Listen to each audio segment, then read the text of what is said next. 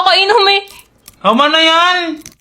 Meron pa. Pag may pagkain siya, dinidilain niya na agad para mandiri kami at hindi na kami manghingi sa kanya.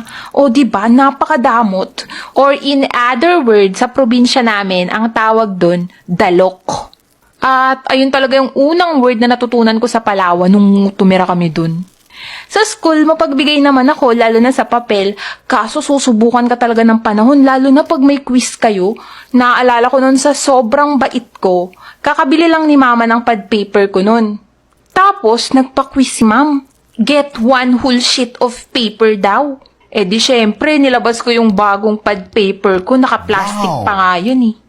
At alam niyo na yung sunod na nangyari. Lagos talaga yung papel ko nun eh. At simula nun, isang pirasong papel na lang yung nilalabas ko sa bag pag may quiz. At hindi kalaunan, hindi na rin ako nagdala ng papel at naging miyembro na rin ako ng hingi papel gang. Mas may thrill kasi manghingi kaysa magdamot.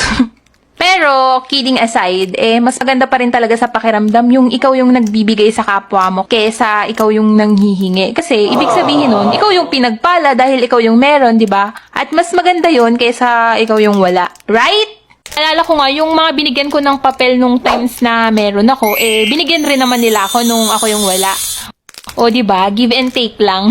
Tapos, yung kapatid ko naman, kahit madamot siya dati, binibigyan ko pa rin siya pag nanghihingi siya sa akin. Kaya, ayun, nakonsensya siguro. Or nag-matured na mag-isip.